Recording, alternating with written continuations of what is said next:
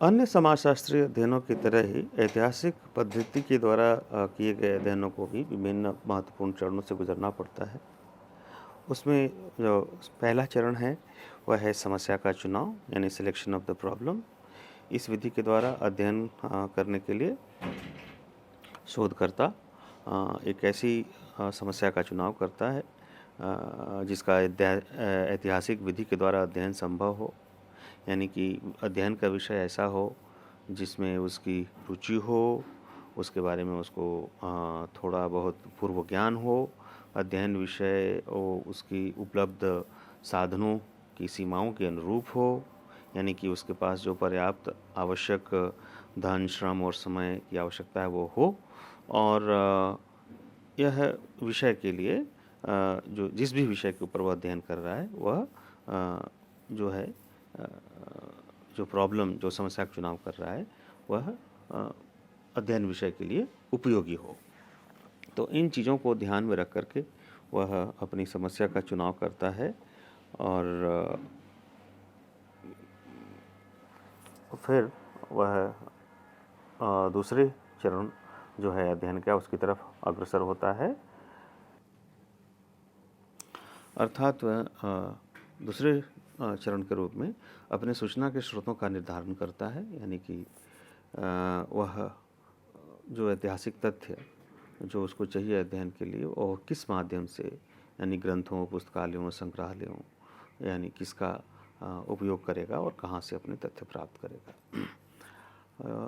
फिर जो थर्ड जो चरण होता है वह तथ्य संकलन या डेटा कलेक्शन, यानी कि सूचना के स्रोत एक बार जब निर्धारित हो जाते हैं तब आप तथ्य एकत्रित करते हैं। ऐतिहासिक तथ्य प्राथमिक और द्वितीयक दोनों ही स्रोतों से ज्ञात किए जा सकते हैं, और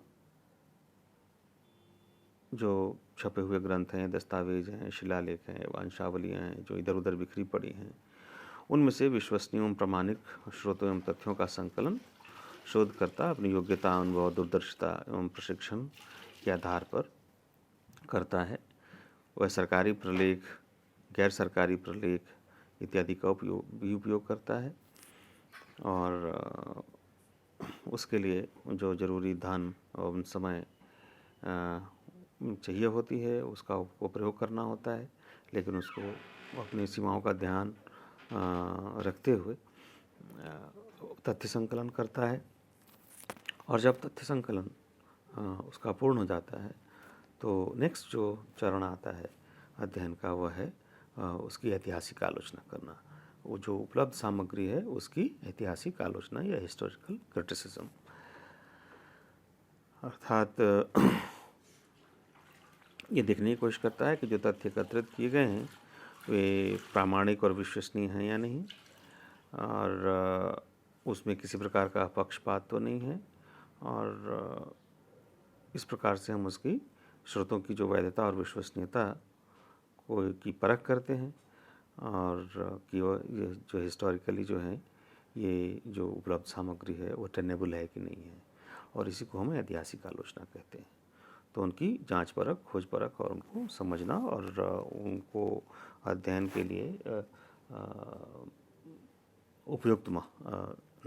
उपयुक्तता का निर्धारण करना ये जरूरी पक्ष होता है। फिर जो पांचवा चरण है वह जो प्राप्त तथ्य हैं उनका वर्गीकरण करना और उनका संगठन करना, उनको अलग अलग भागों में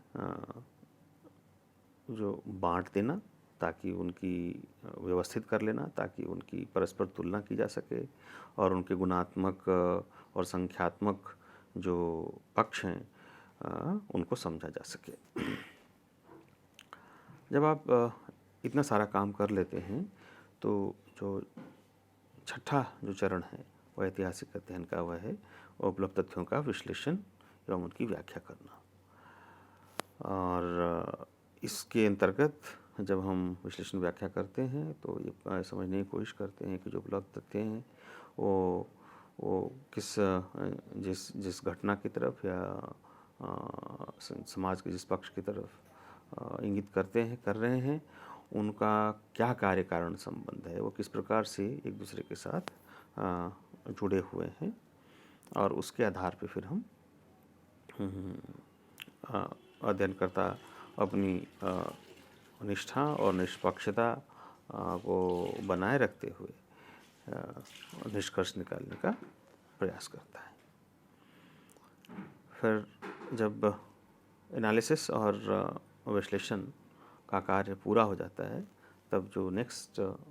जो महत्वपूर्ण जिम्मेदारी अध्ययनकर्ता के सामने आती है वह है प्रतिवेदन का निर्माण करना, है ना, यानी कि प्रिपरेशन ऑफ रिपोर्ट। यह एक प्रकार से हम कह सकते हैं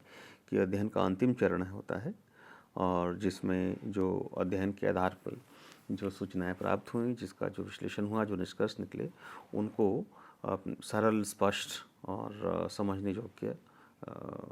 भाषा में और शब्दावली में वस्तुनिष्ठ तरीके से उनका लेखन किया जाता है। तो हम इस लेक्चर को यहीं पे समाप्त करते हैं, और नेक्स्ट पार्ट में हम ऐतिहासिक पद्धति के महत्व के बारे में चर्चा करेंगे।